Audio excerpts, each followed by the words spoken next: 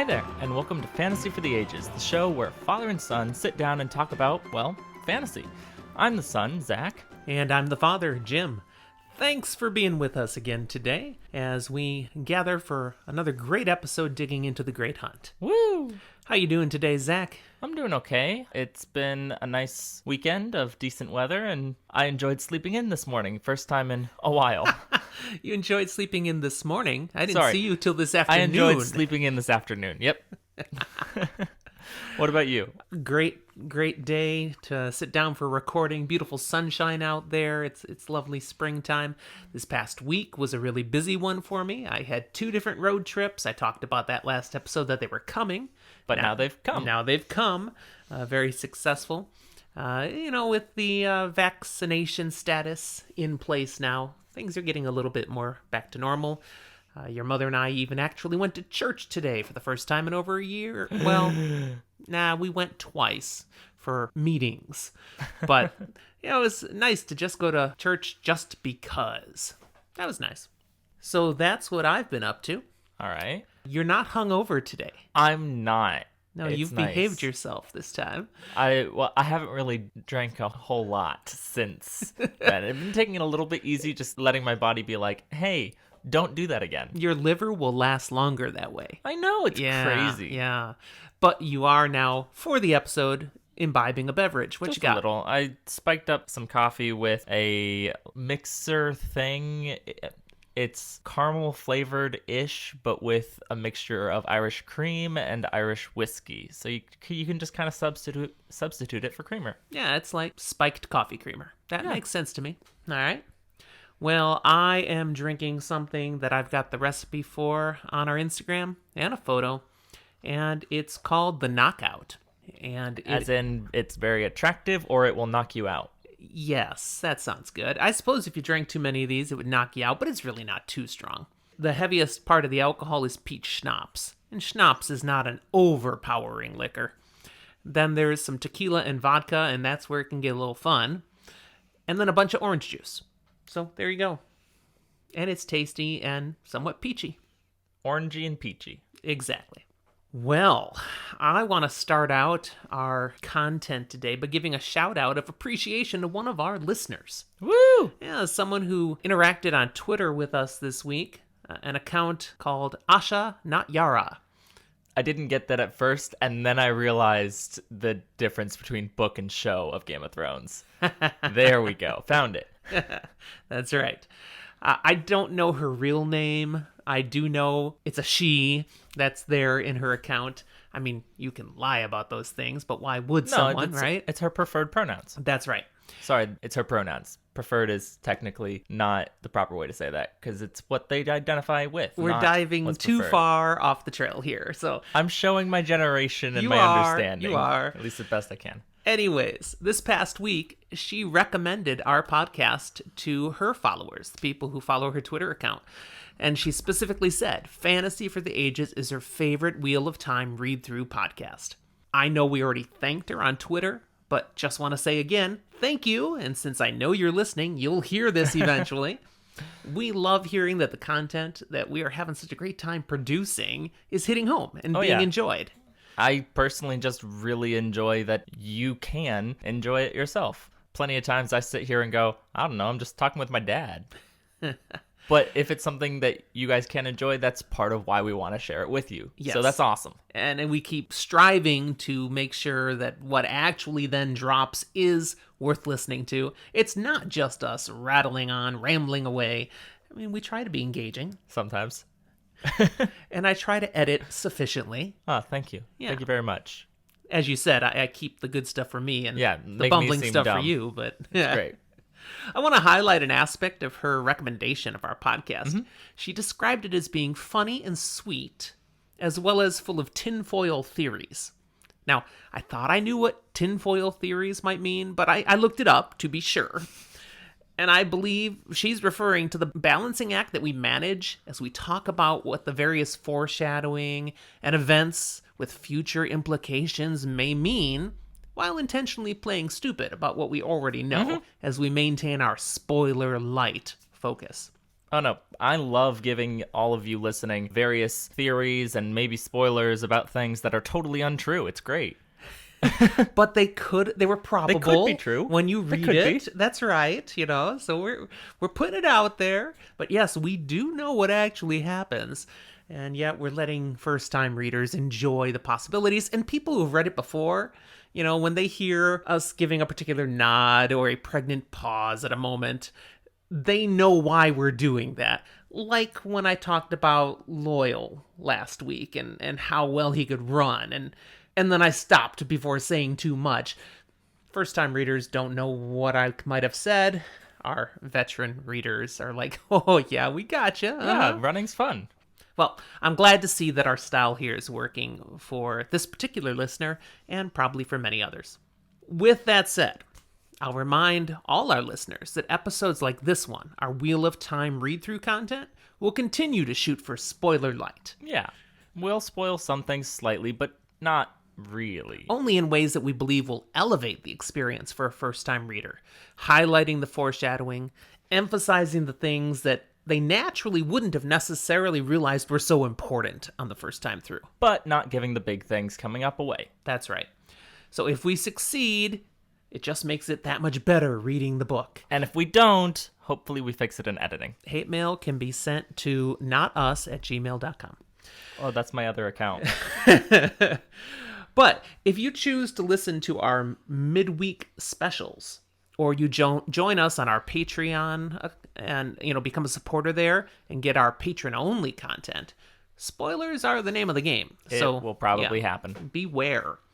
Of course, for those episodes, we don't just stick with Wheel of Time. We cover all sorts of fantasy and fantasy-adjacent content. And I mean, eventually for the weekly episodes, we'll not be sticking with the Wheel of Time as well, but we're on book 2 of 14 or 15. Yeah, it'll be a little while still. That will be a big decision when we get to the end of Wheel of Time. What now? Yeah, Wow. we'll get there. Yep. Shannara, 30-some books. We're not doing that one next. Dune? Dune saga? You know us. When we start something, We we're going to have have to to finish finish. it. So whatever we're picking, it's going to be something we can finish. Okay, furthermore, related to midweek specials, I want to give an update regarding content we do have planned to come. Yes. We can verify now that my wife, Judy, Zach's mom, has indeed committed to reading Mistborn. She's about 25% into the first book That's now. a little bit of an overestimate, but we'll give it to her. No, I was sitting there just watching as she's Well, reading. I checked this morning. Yeah, but she's read. How did you check this morning? You were sleeping. Fine. I checked at like 1 in the afternoon. Okay. She showed me the percent. Yes, but I sat the last hour next to her as she did nothing she's but been still read reading more? Mistborn. Yes. See, she's Proud of you, Mom. She's Happy far Mother's enough Day. in that it's got her. We don't have to prod her anymore. And we need to be a little careful with the prodding or it'll scare her off at this point. Yeah, I just every now and then check in. So, I look and, oh, you've met that character now. Oh, yeah, that's nice. But we're not digging in deep. Nothing like that. She told me, just let her read. Yes. So she's moving through this thing, and your girlfriend, Rachel, is still reading. She's at like 60, maybe 70%. And as the ladies finish each of these novels, we plan to bring them on with us to talk about each book in a spoiler-heavy format. Talking about what did you think? What are the things you were most excited about, most enjoyed? What are the questions you still have? What just confuses the heck out of you? And so we'll let them come on and take over a little bit in that we will question them. And of course, we'll be biting our tongues, holding back, making sure we're not spoiling the next book for them. And I think it'll make entertaining listen. It'll be spoiler heavy on their parts, but spoiler light on ours. Yes, exactly. So we look forward to sharing those episodes in the months ahead. It'll take them time to get through the books, but that's definitely some of the content we have planned now. Okay then, speaking of content, this episode, we're getting back into the Great Hunt. Let's do it. And specifically, let's spend some time away from Rand and company. Yeah, we've been with them for a while. We're going to jump away from Rand and his friends and Celine. Oh, no, she left. That's right, she's already jumped away from them. Bye, Felicia. And returning to other characters. Let's see what's going on in other places around the world. First up, we have a rare Moiraine and Lan sighting. I mean, they were all over the Eye of the World, but we haven't seen much of them in the Great Hunt. No, I mean, we saw them a little bit at the beginning. We were there for a couple chapters of conversation. And then they ditched without anyone even knowing where they'd gone. So these last many chapters where we've been with either Perrin and crew, or Rand and company, or the ladies on the way to Tarvalon, we haven't seen Moiraine and Lan at all. That's right. So we're going to check in on them now in chapter 22 called Watchers. Mm-hmm. So what's happening here? Well, they're reading. Yeah. Well, Moiraine is reading. We find the two of them at the home of two retired Aes Sedai, Adelius and Vandene. I didn't know that was a thing they could do. Yeah, well, this is where we first learn that this is a thing. Because, we know Aes Sedai are long-lived, that being Aes Sedai, you don't age. They got this ageless look to them and all. But apparently, you do get older, you do get tired of it, and like any other job, you can retire. Yeah. These two ladies are actual sisters, not just sisters, Aes Sedai being sisters. They are sisters, biological sisters.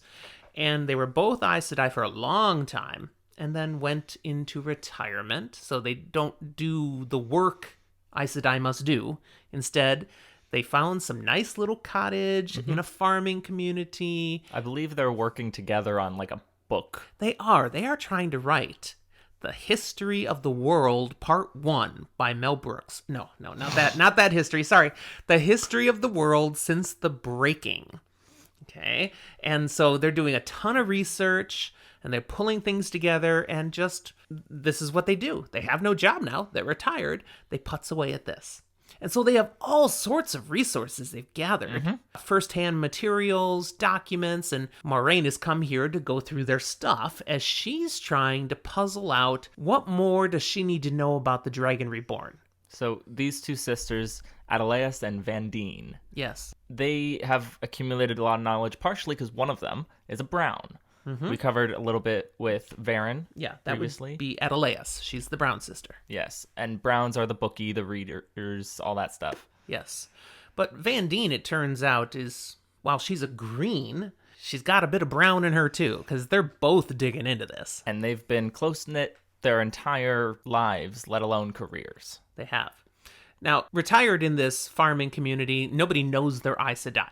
They're just the weird just women a who live couple up of old ladies at the cottage. And their men. One man. The man. Because Vandene, the green, she does still have a warder with her, Jaime. And he's also very old. Still warder-ish. So even though he's old, he's not decrepit. He's not a cripple in a wheelchair. But he's an elderly man. Strong. Elderly man. And so the three of them are here retired together. People of the community just think they're some nice, wise ladies that live outside of town, and we'll come to them for advice on things from time to time. But again, they have no idea they're Aes Sedai. Yeah. They're incognito here, so they're not disturbed. So they can just work on their research.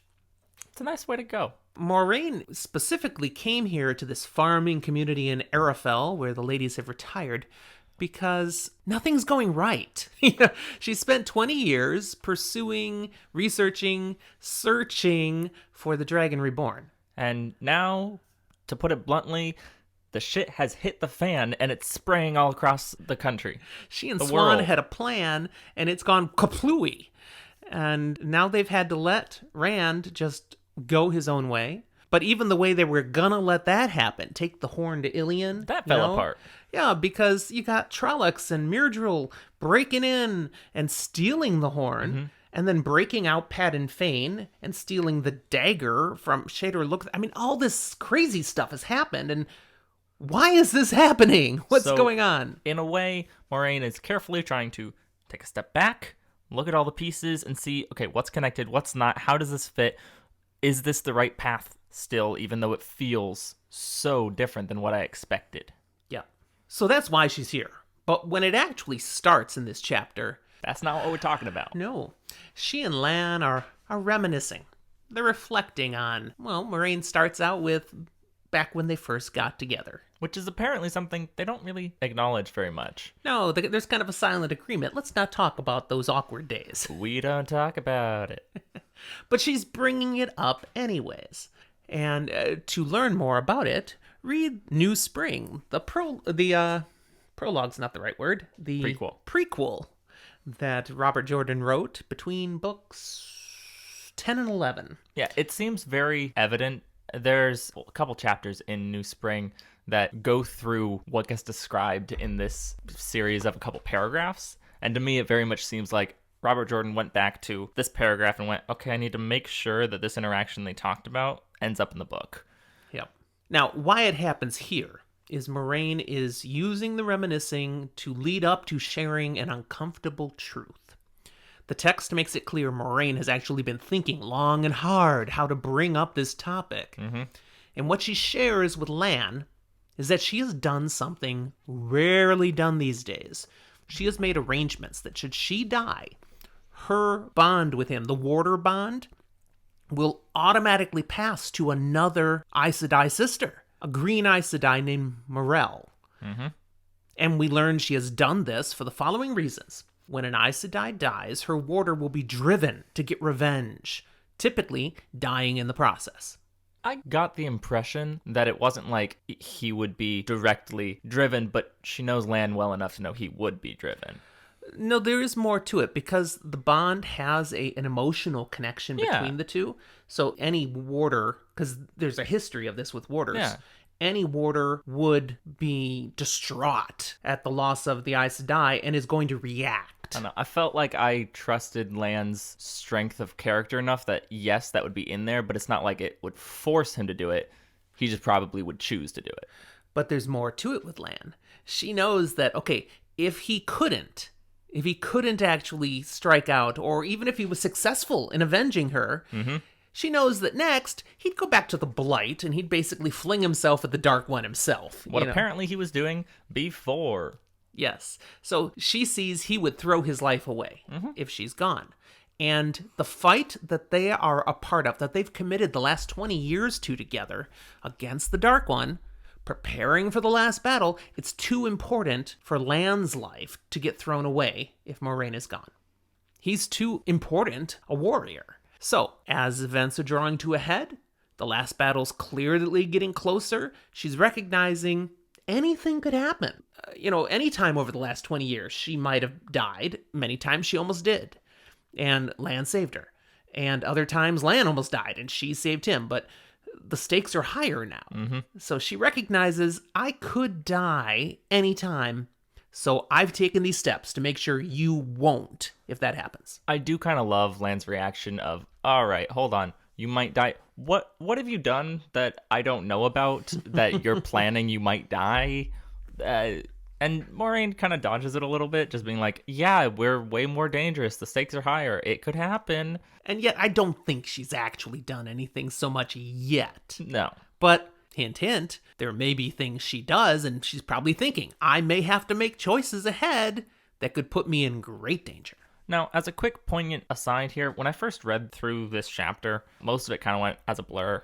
Especially this conversation, I was just kind of like, okay, they're arguing, they clearly don't like this, but I didn't get it. Right, so we're heightening this for the first-time readers. When I look back on it, I'm really in Lan's camp of, this is messed up and breaking his autonomy. This is and we're going to talk about okay. that here. Because the final piece of information she shares is that not only has she arranged for the bond to automatically pass to Morel, but that Morel is under instructions that she will also pass the bond on as soon as she finds another Aes Sedai better suited to be his match. So she's just a way station, a caretaker. And we learned something about the bond here that I don't think we've really heard before, and that's that Aes Sedai can more or less compel their warders to do things through it. It's not necessarily how it's usually used, and Moiraine apparently almost never has compelled Lan with his bond. But that's how she's going to keep him from going and do that. She's going to have him compelled to go seek out Morel, and then she will pass him on to someone else. And Lan's choice and decision-making here is taken completely out of it. Yes. That is a huge part of what I wanted us to definitely recognize here. It ticks me off. She's never felt the need to do this, use the bond in such a way. And not only does it make him angry, it hurts. Like, why wouldn't you have consulted with me? that's really part of just where this anger decided comes this. from. Yeah. Before we discuss this any further, we need to note that this is a huge piece of information that will eventually have high relevance for the rest of the Wheel of Time story. Are you telling us something about Moiraine? I'm not saying what the huge relevance is. In fact, I'm specifically not going to say when or how, but you will want to make note of this whole conversation, bookmark it, something, so that when something happens later, that it clicks, that, oh, there was this conversation, and that's what it was all about. Yep. Okay. In 2 chapters, when Lan's upset, but we can't figure out why, that's why. Don't listen to him, okay? Don't listen to him. Okay. Always listen to me. It's great. I never steer you wrong. So you mentioned how Lan is furious that she's done this. Rightfully so. It's offensive. And you didn't mention how rare it is, too, which just piles on. You mentioned how, okay, the bond can be used to compel a warder to things, but this particular way, the passing of a bond, that's something that hasn't been done in 400 or 500 years. Right, like that. So hundreds of years since anyone has done this. And again, to do it without any consultation, wow. I do kind of get the feeling that, yes, it hasn't been done in 400 years or so, but when it was last done, it probably was done without consultation as well. Perhaps. Now, is Moiraine just a callous beep? Moiraine always has her reasons to do things. I think she's very intentional about basically everything she does. Does that mean she's in the right? Hell no. But it does mean it's not like she's just pettily doing this to slight Lan or whatever. No, she believes it to be right. Yes. That does not excuse it in my book. Remember, she's a blue, so she believes in her cause, and she believes this will forward the cause. Blues seem very utilitarian. They're about achieving that most good for the most amount of people, and truthfully, the ends will justify the means. Yeah, I'm kind of divided over whether I'd want a blue on my side or not. I think I'd want a blue on my cause, but not my team. But the thing is, if the blue is with me in this joint cause, and then my cause goes right and hers goes left, then she will do me bad instantly. Well, then it's not a joint cause. You just. But how do I know? Causes. You kind of have to always follow the Aes Sedai. Not sure I'm good with that. Or just, be able to go toe-to-toe with an Aes Sedai, which not many people can do. I sure couldn't. Now, wow. I'm really speaking to what happens with another character later on. I don't know. Okay, I won't go any further than that. First-time readers, trust us. Returning readers, you know what I'm talking about. All right, so Lan, in a huff, leaves the room. Moraine's thoughts at this point go to Nynaeve, with a bit of jealousy. See, for over 20 years, about 20 years, Moiraine and Lan have been excellent partners in their battle against the Shadow. In fact, married to their battle. Yeah, there is no romantic feelings between them, but they do have a very good working relationship, and I'd say friendship. Absolutely. I mean, it mentions Lan has had romantic partners. Moraine's never had an issue with that, because that's not their relationship.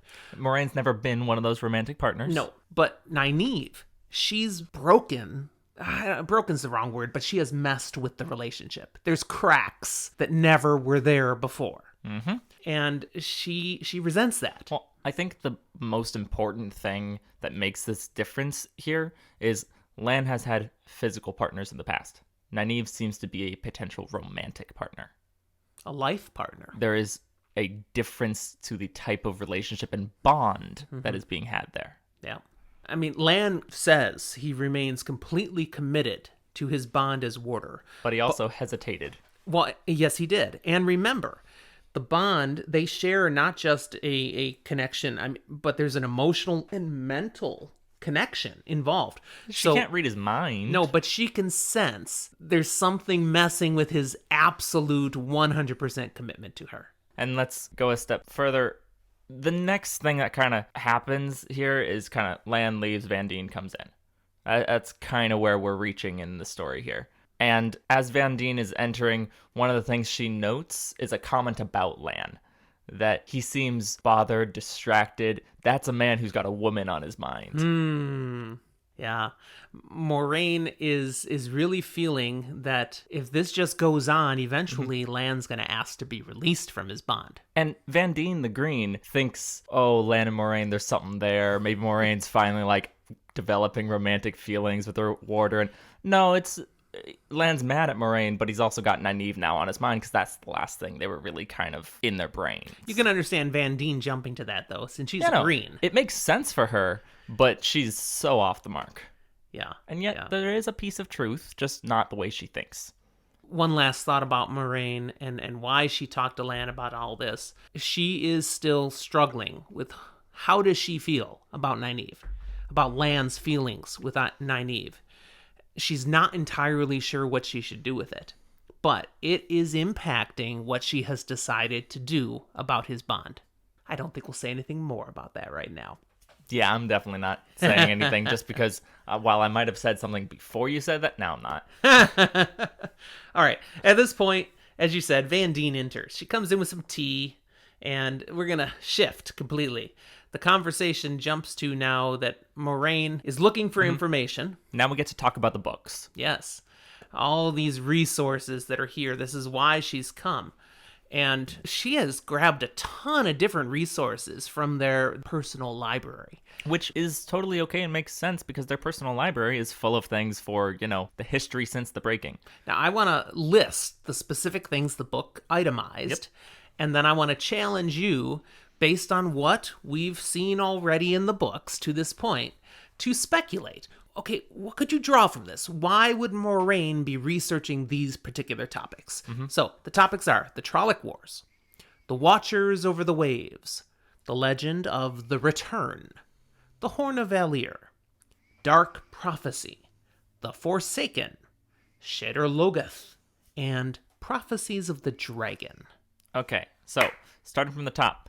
Trolloc Wars, there's a lot of stuff going on. Trolloc Wars were the last time, really, that Trollocs in large force fully got in. There was, with Arthur Hawkwing more recently, a little thing, but it wasn't quite as big, and it's kind of a sign of what is to come, maybe. Is that fair? Sure. I believe we have seen this Watchers Over the Waves mentioned once before. We have. Actually, we saw a bunch of this mentioned once before. Huh? I need you to step in more and say why you are saying a bunch. All right. I was hoping you'd be able to jump to something that our readers all know about already, but it doesn't seem to have clicked. No, I see something. I'm not sure if we've read that yet, what you're talking about. We have. Back in Faldara, yeah, the stuff that was written in blood. Yeah, that's not a bunch. That's one instance. No, but I'm saying then we had the meeting between Varen, Moiraine, and there was a small conversation and mentioned. It's one and a number of event. these things are brought up in that conversation. So you're saying we've seen a bunch of the things we're talking about. Yes. Okay. This whole list of stuff I gave, Dad, so much of this ties to that. I'm sitting here just talking about, I don't know if we've seen too much mention of the Watchers of the Waves. And you're saying, no, we've seen a bunch of stuff. It sounds like you're just saying we've seen the Watchers of the Waves mentioned a bunch of times. Nope. I'm talking about the group of stuff that she's studying. The Watchers of the Waves have been mentioned like once. Yes. Agreed. That's what I was saying. Yeah, so go to what I said now. Yeah, I think Varen is the one who really kind of points out from the prophecy and stuff. There's this idea, and really Watchers of the Waves works in with the legend of the Return. There was a time Arthur Hawkwing's armies left, and way over on that western side of the country, kind of Toman Head area, where it got mentioned on the writings on the wall, there are these groups of people that watch for those armies to return. They're called the Watchers of the Waves. They're looking for the return of Arthur Hawkwing's armies. Yep. I'm going to skip down to the Dark Prophecy. Absolutely. Because that's where we saw those mentioned. What was Varen said was Dark Prophecy written on the walls. Now, whether those are Dark Prophecies that were already in existence or were scrawled, Maybe I'm still a little where uncertain. She can find out. Yeah, she's consulting with what is known about the Dark Prophecies. Yes. I get the feeling that not a whole lot is going to be written and known because you'd kind of have to be dark to know the Dark Prophecies and you're probably not going to share them. And the Trolloc press is not very well distributed. I don't know. They have their own script. We saw it all over the ways. Distribution doesn't expand beyond the Blight much, though. It gets written on the walls sometimes in blood. The Forsaken? The Forsaken is something very important. She's seen a couple of them. She knows the seals are weakening. She knows they're getting out. She needs to know more about the Forsaken. But do you remember in that Drops a name. Stuff on Blood, Oh. there was a reference to a particular Forsaken. Was there? There was. Pulling from memory, Does it the mention daughter something of about the moon. Yeah, And that's what it was. And that's why Moiraine drops a name here, asking for something specific. And we'll get to that in a second. Yeah. I didn't talk into my mic there. We'll get to that in a second. So going back now to the Horn of Valeer, clearly that's important. We know that it's here. We know it's necessary in the last battle. We know it's missing because it's been stolen. We know Rand actually has it, but she doesn't. Right. And we'll get a moment why she's really talking about that, because they talk more about it. We'll get to that. And then Shadar Logoth and the Prophecies of the Dragon. We saw the Prophecies of the Dragon kind of name dropped, Rand going, I need to know more, I need to know more. Mm-hmm. He doesn't know more, but apparently Moiraine wants to, reconsult or know more or something. I get the impression she knew these pretty well. There's an interesting thing here referenced, though, that the Prophecies of the Dragon, in a way, it's kind of like the Bible, in the sense that the way we read the Bible today is not the original writing. No. It's been translated and translated again. Prophecy of the Dragon, same way. It's mentioned that she's brought out 3 different translations and has a copy of the original, which, due to a later thing mentioned, we know is written in the Old Tongue. So I don't know when the Prophecies of the Dragon were written, but whenever they were, Old Tongue was a lot more common. Right. And then, really, Shadar Logoth, I want to read the book she's reading about that. I want to know more. But there's definitely a reason she wants to know more about Shadar Logoth, and that's because of that bloomin' dagger. More importantly, what may or may not be up with Fane. Perhaps, yes. So, thank you for diving deep into all of that. Moving further along, Moiraine goes on to ask Vandene a specific question. And actually, this is the first of a number of questions she's going to ask. This chapter is a huge information dump. Robert Jordan uses Vandene and her years spent researching, because they've been here retired for more years than most Aes Sedai even remember they were around. They've been retired a long time. There's a little bit of stuff that I feel like is a slight cop-out for Robert Jordan, but at the same time makes sense for the characters. It's just a little frustrating. And we get to certain things in certain times, and sometimes when not a whole lot of this is known, Vandene basically goes, do you want me to say the stuff that we all learned as accepted? You and I both know the same stuff. And it's like, no, we as readers need to know, Vandene. We need you to tell us, because we haven't heard. But they just don't tell us. So the first question she asks Vandene is a huge question. Yeah. And I'm so glad it's asked, because, okay, we're going to have an answer here. Moiraine notes the Horn of Valeer. It's not mentioned in the Prophecies of the Dragon. So she asks, is it linked to the Dragon Reborn anywhere? And about as clearly as we get told, basically no. Yeah, there's no link. The horn is connected to Tarmin Gaiden. The last battle. And the dragon is also connected. He's going to fight that last battle. But that's it. So they'll both be kind of in the same place. They both have a connection to the last battle. Assuming the last battle is in one singular location, they'll be together, but that's about it. Nothing says the dragon has the horn, uses the horn. Nothing. No mention of proclaiming it to gain Ilion. No mention of retrieving it in some quest. Right. No mention of the dragon being a hunter of the horn. Moraine's plan isn't really shown to be in anything. Right. Then another question. Is the dragon linked with Toman Head? And of course, Toman Head was in that blood scrawling that had been done. And most importantly, the thing that wasn't really seen too much because Rand tried to wipe it away, Fane saying they will meet again on Toman Head. Mm-hmm. Now this one gets a yes and no answer. Yeah. The quite resources... literally, she says yes and no. Yeah, because the resources are unclear. In what way does Vandene believe yes? So this is where Vandene and Adeleas are actually in disagreement, and it goes back to your different translations thing. There is a word in part of the Prophecies of the Dragon that mentions the Watchers seeing him proclaimed across the sky, but the way it's worded is a slightly different version of the word Watchers. And so Vandene believes it's specifically talking about, like, capital, the Watchers over the waves, which would be over on Toman Head, or Eredomon somewhere in Saldea, somewhere in there. But Adeleas is like, no, it's just the people watching, and people will see it in the sky. You're just doing squabbles. Yeah, nothing says see it in the sky. It does say see it above Toman Head.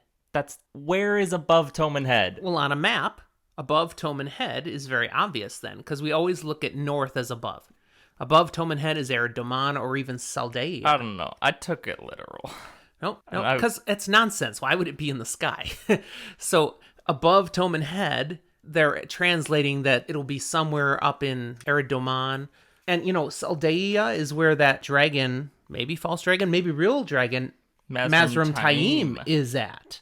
Is this the first one time we get the name? Yeah, mentioned it. Van Dien mentions Taim. So they're wondering, hey, this could be a connection here.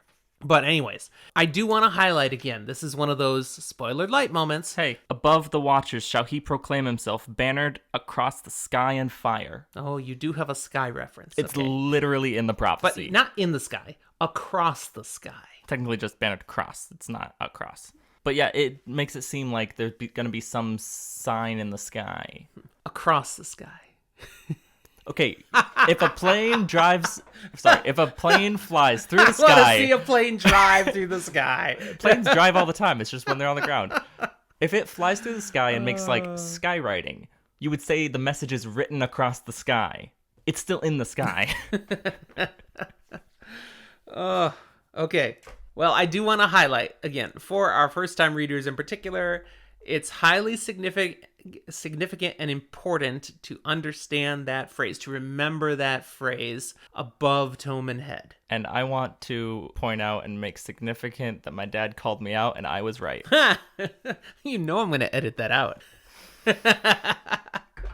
Yeah, but now we talked about it and it's funny, so maybe you won't. Yeah, I probably won't.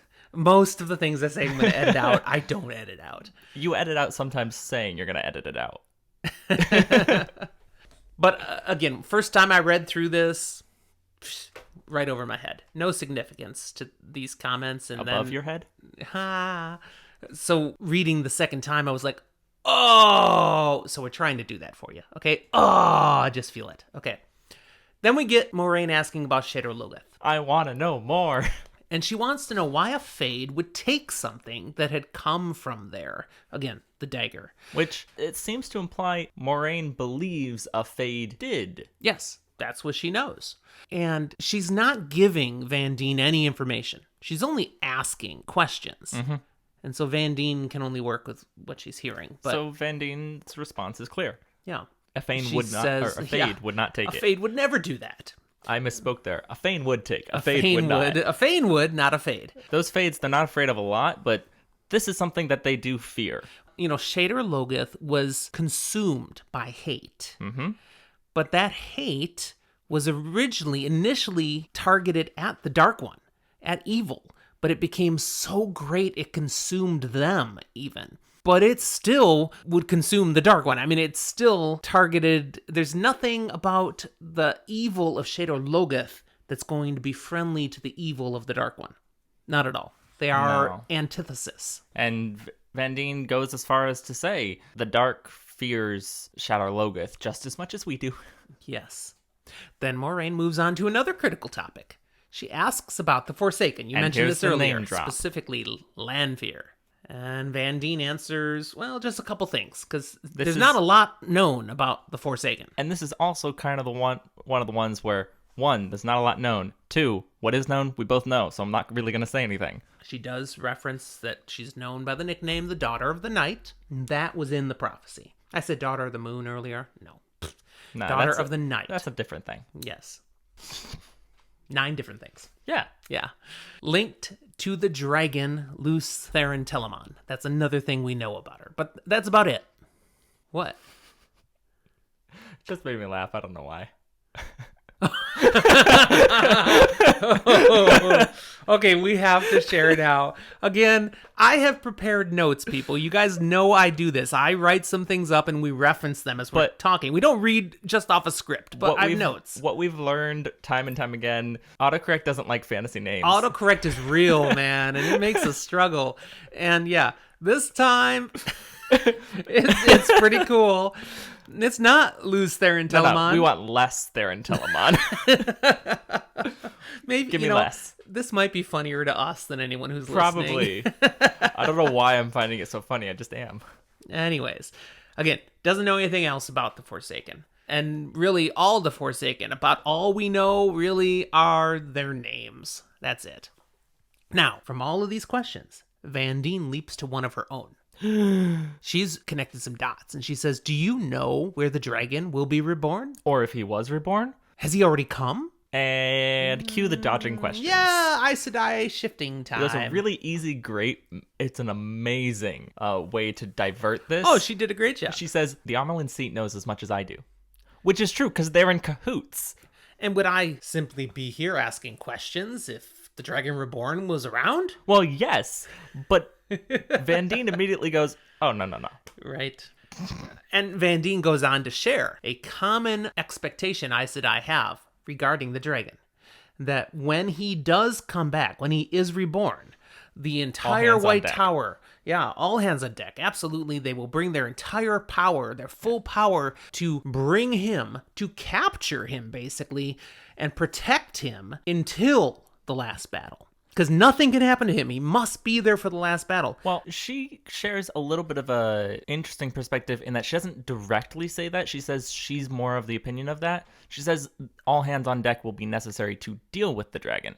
True. But she then mentions, after he's fought the last battle. I've read the prophecies. I know he's necessary. That's right. We can't just gentle him. It makes a seeming assumption and conclusion here to me as a reader that not everyone has read the prophecies close enough to be sure the dragon is going to be necessary. They're more like, he's just going to break the world again. Some of us, just want him gentled. Fairy tales, same kind of thing for some people. And yet you've made clear, not in this world. Prophecies are prophecies. Yes, but that doesn't mean everybody agrees with that. I'd like to point out my dad coming at me when I'm talking about things like there being religion or just stories in this world, especially when we were talking way back at the beginning of the Eye of the World about Sheol Ghul and the Forsaken, and me mentioning they're like the boogeymen and are they even real? And my dad going, no, all these farm people who've never read anything, they know. I'm not really talking about the farm people right now, though. I'm talking about Aes Sedai. Talking about people who should know. But let me puzzle you this. If all the Aes Sedai believe the prophecies and what will happen, why have some turned to the black? Well, one... Because the prophecies say he's going to win. One, I think we get a little bit of a subtle mentioning later. Two, I don't think the prophecies necessarily say he is going to win. I think it's implied pretty darn heavily. It says he needs to fight it. Hopefully he wins. We don't get to read enough of the prophecy to know that. Yeah, that's something we could have used from Robert Jordan. We could have used... Get to just read this whole prophecy. Another book called The Prophecies of the Dragon. And not in the original language. I'd be fine with that. We need the English translation. No, I have a site that I have saved because I use it sometimes in D&D as an unknown language because it's not one that is listed in the rules edition and stuff. But I have the old tongue saved on a web page so that I can just use it as a dictionary reference. All right. Okay, so Moiraine has settled Vandene. The dragon. Okay. Effectively dodged the question. But Vandene does fear the last battle, it is drawing close. Particularly with all these false dragons who've been popping up. We talk about Logain, we talk about Mazrim Taim, both of them being false dragons who can channel and found within a year of each other. This stuff is getting real. It used to be these false dragons weren't found within 5-10 years of each other. Yeah, she starts to worry, we may never be able to finish our history. And Vandene does mention she's much older than Moiraine. Yes. Oh, definitely. They're hundreds of years old. We don't know how old, but we could speculate at least over 300 years old. But she basically goes, I'm old. I've seen shit. I know. She's too old to use that word. No, she's too old for this shit. And she looks and goes, look, the signs are here. I've been studying this long enough. I know this. It's coming. All right. Conversation ends. Vandene moves along. Moiraine, pondering all she's learned. She wanders out of the house into the adjoining garden. There's something nagging at her. She feels like, okay, for everything Vandene said, all that information, there's an answer here to a question I wasn't even asking. Mm-hmm. It's bugging me. There's something that needs to click. And so she goes out into the garden. It's dark out. It's nighttime now, but there's enough light coming out the windows that she can see, in between the flower beds, and just starts walking, trying to think, what is it? What is this thing that has clicked? And as she's walking, she hears a step behind her, and she turns around thinking it's Lan coming back, and nope. It's not. It's a Drakkar. That's not good. We've experienced one of these before, but now we get to see it close up. And these things are really, they look like they're most deadly when they get the surprise. What does it physically look like? Very tall man, too tall, wrapped in a cloak. Only the cloak is actually wings that Why open wouldn't up. ya? Why not? Over large black eyes, above a puckered red-lipped mouth. We do slightly later get a description mentioning he's got like fangs, a bunch of sharp teeth in the Also, mouth. very sharp claws. But Fingers, but claws on the end of them. Moiraine mentions that the teeth aren't necessarily what she should be fearing. No, it's the sucker mouth. And its song. And as soon as she sees it, she knows what it is. And she opens herself to Saidar, but too late. Because the Drakkar, you said, sings. It begins to croon its song, and there's a magic to that And captures her. strong-willed Moiraine is not strong enough-willed to do much of anything. Yeah, her fight just crumbles away, and she starts moving towards the Drakkar as it opens its wings to embrace her. She just wants a kiss. What is that true danger of a Drakkar? Yeah, You just- said kiss. just Tell us want- about this kiss, Zach. It just wants to kiss her and, suck her soul out of her so that first she's just, like, completely docile and nothing and then loses her soul and is basically a shell of a person and then dies. Yes, and it will suck the full life out of her. The difference is that if somebody comes upon them and interrupts it before she's dead, Then she won't be dead yet, but she'll be a shell of a person. she'll be a walking vegetable. Yes, her being, herself, will be gone. That might be worse. Yeah. Yeah. And it's not like the nice kind of yourself is gone and that like you're void of emotion and you're just a cold, empty person now, but you're still capable. No, it's like you're nothing. But when a Drakkar has had time to do its full business, the body will be cold dead, like it's been there for a couple of days. Yeah. It totally sucks any warmth, any life, any essence at all out of the body. Couple days old, but, not smelly. So this is kind of like a vampire. This is Wheel of Time's version of a vampire. And I think intentionally, because as the wheel turns, myth inspires myth. And There so you go. The wings are even described like a bat's wings. Yeah. It's like, kind of on the nose. Just before the Drakkar could consummate the kiss, Ew. a couple of swords come over Moraine's shoulders, one from the right, one from the left, and pierce right into the breast of the Drakkar, driving it back. Ow. And then a swift but fierce battle takes place as Lan and Jaime, the two warders on the premises, Do some slice, something Chop, chop. about yelling about embracing death. it gets pretty violent. They do kill the Drakkar. They take some wounds as well. Especially James. Yeah, he gets more. knocked silly. But he's but- out of practice. He's old. Yeah. Now, it should have been impossible for the Drakkar to have snuck up on Moiraine like this. I mean, Adeleas and Vandene come out at the end of the battle like, what is going on? They see this, and they see the warders overcome and a dead Drakkar, and they're like, how can this be? Because How can this be, Zach? Aes Sedai and warders, to an extent, can sense shadow spawn within a certain radius of them, and nobody sensed anything. Moiraine clearly says it was warded. Whoa. Warded. You mean somebody used the one power. power to shield Forsaken. it from being detected? You say cough. Forsaken. I don't think so, because No, I don't actually think so, but it was something that was just talked about, and then Moiraine instead gives a counter possibility. Black Aja.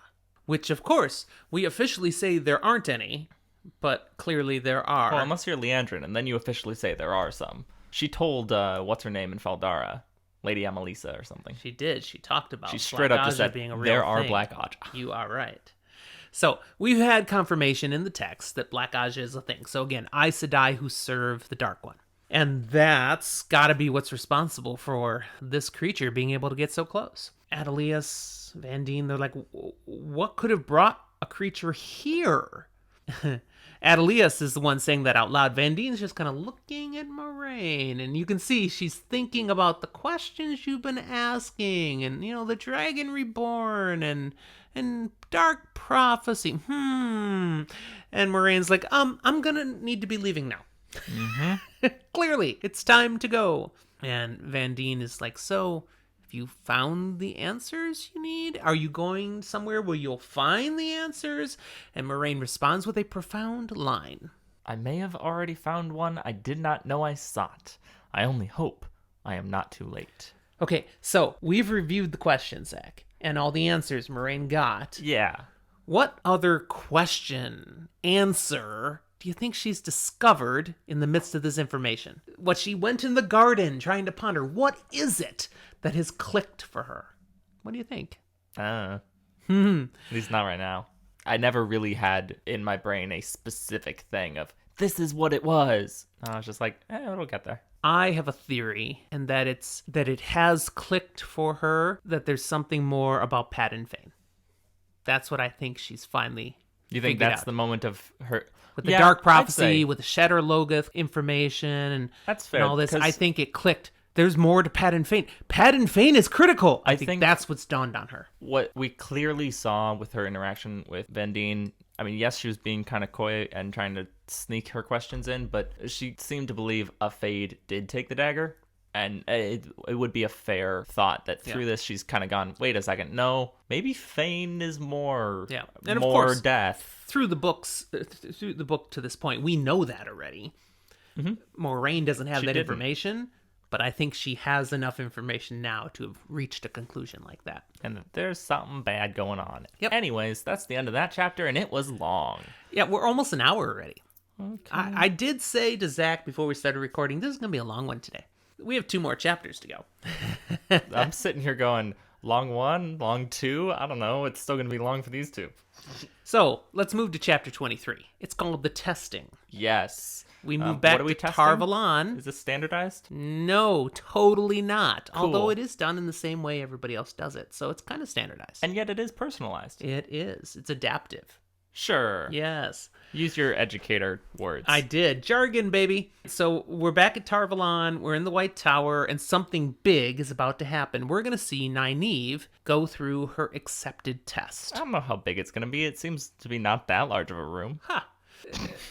Nynaeve and Egwene have not been in the White Tower all that long, but Nynaeve is now down in the depths, in the bowels of the tower, in a big chamber, standing beside Sheriam Sedai, the mistress of novices. I mean, as we got told, she's basically skipping novices and going straight to That's accept right, it. and it's happening now. She's going to face a test. She's standing in front of this thing made of 3 rounded silver arches, just tall enough to walk under, each sitting on a thick silver ring on the ground, all, again, touching each other. But it's all made of one piece. And where each of those rings, the arches touch the ring, there's an Aes Sedai sitting on the floor, cross-legged, staring at the arch, staring at this thing. And as Nynaeve looks at it, when she looks to the spots where those arches are, it like messes with your eyes. She can't see through. It's like there's something blurry there, and if she stares too long, it actually makes her a little queasy. It's just what? like, let's not look She's at like, what's that. going on here? There's some weird event horizon. Let's not do it. Sheriam shares that this is a Terangrial. There's stargates. Perhaps. But it is a remnant of the Age of Legends that uses the one power. And this Terangrial is used for testing a woman who is to be raised from novice to accepted. So, being she's skipping the novice step and going to accepted, this thing is what you're going to be tested with.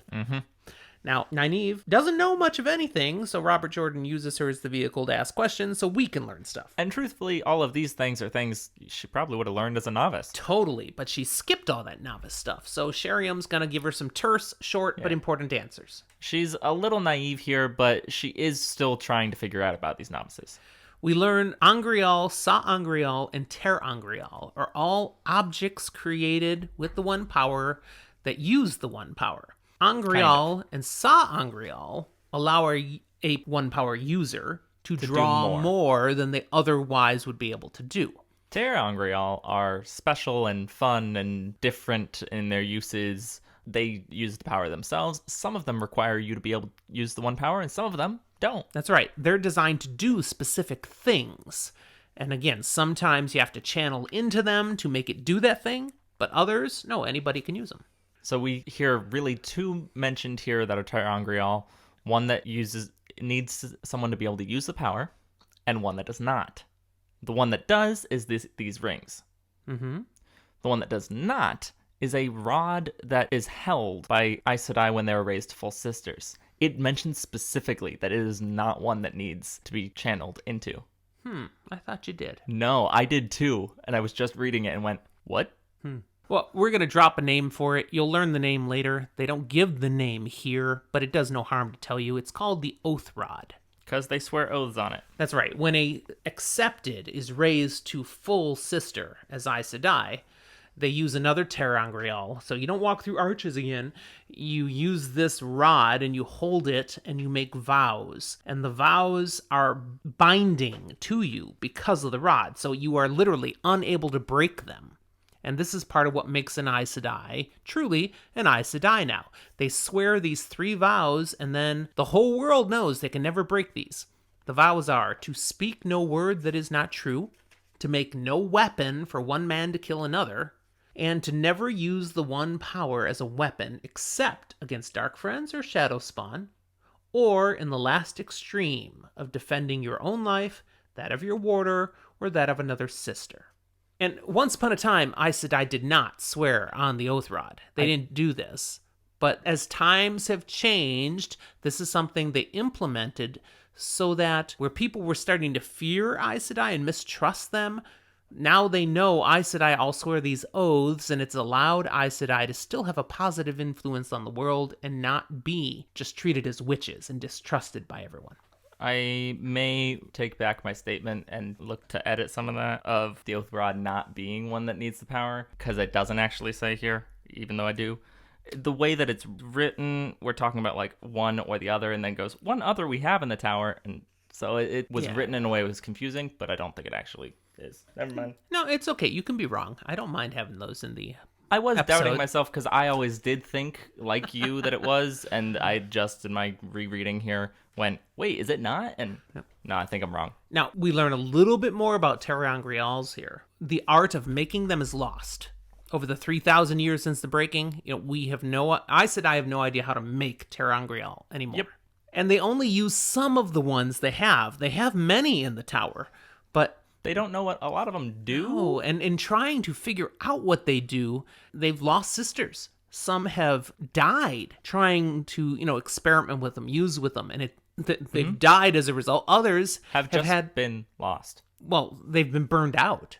Their ability to channel that talent, poof, gone from trying to use a ter'angreal. So, that kind of scares you off of trying more of them. A little bit. Yeah, so they've got some that, no, they're just sitting there. We don't know what they do, and we're not touching them. If only someone was a lot more capable of just looking at it and knowing what it did. That would be helpful, wouldn't it? The ones that they do actually use, they're not actually sure this is what they were really for back in the time. We've just figured out, okay, it can do this. So this is what we're going to do with it. So like the Oath Rod. Maybe it had a totally different purpose when it was created. Maybe it had a totally different name. But they can use it to bind an oath to a person. So that's what they use it for. And now this ter'angreal in front of Nynaeve, they don't know what it was originally for, but they know it can do something that they find very helpful for testing someone to see if they're worthy of being raised to accept it. And notably, Aes Sedai have been around since shortly-ish after the breaking. No, Aes Sedai were around before the breaking. Aes Sedai, as we know them here, this organization, the White Tower, yes, rose was not formed the until first after the 100 breaking. years after the breaking. Yes. This accepted test, doing this, wasn't there for the first, 1,000 years. Because it was after the Trolloc Wars that they discovered this and started doing this testing. Okay. They say it.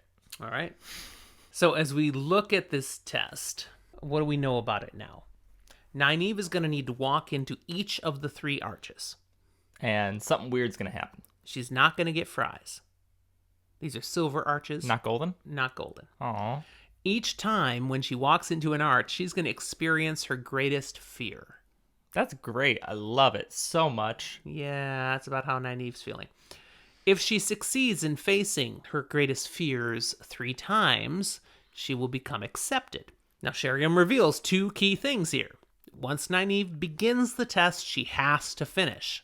If she doesn't, she will be sent away from the tower, given silver to last her a year, and never allowed back. She will never become Aes Sedai. Now, she can, before she starts, say pass, and wait until she feels more ready and then try again. But quick, don't say anything. I'm going to tell you the other thing I'm going to tell you. But please understand, she can pass twice. But the third time you come to do this, you would have to take it. I mean, you can't pass more than twice. When you say pass, you mean pass on doing it, not take the test and pass. Correct. You only have to pass once. Right. But if you've refused to take this test 3 times, they, just like if you had stopped midway through, they put you out of the tower. You're too chicken to be Aes Sedai. You don't have what it takes. You are not the right stuff. Why might someone pass? Is there anything to be afraid of? Yes, there is real danger here. Women have entered these arches for the test and never come out. They don't know what happened. They don't know where they went. They don't know what that means. They're just gone. So all they can say is, to succeed, you have to want this more than anything, and you have to stay steadfast. Keep focused on your goal to be Aes Sedai. Because what we hear just a short while later, the way out will come but once. So Nynaeve now is given the opportunity. So, you want to pass? You could just be a novice. No shame. We can do that. And she's like, no. Screw Moiraine, I'm doing this. That's right. I have to learn. I have to be accepted so I can focus on what I need to put Moiraine in her place. Make her pay for what she's done to the Emmons Field folk. Yeah, she's got her priorities. She is really driven straight. by that. It has nothing to do with Lan. So it's like, all right, girl. Formal ceremony now begins. Some ritual words, and Nynaeve removes her clothes. Because you have to go in naked. Yes, you can't take anything with you but your own skin. Sheriam intones, the first time is for what was. We get a little Christmas carol here. Ghost of future, past, or Ghost of Christmas, past, present, and future. Totally. That's the 3 arches right here. So first... But not Christmas. No. But first for what was. And she says what you said. The way back will come but once. Be steadfast. Nynaeve walks through, and suddenly she's somewhere else. And surprised to find herself naked. Which we get the immediate implication that she does not remember how she got here. She doesn't know what's going on. She just knows, I'm here in this place with no clothes on. What the heck? No, she definitely got carried up a weird lift into a grassy area and is stuck in this maze. Oh, wait, that's a different book. Yeah, no. It does feel a little Maze Runner-y.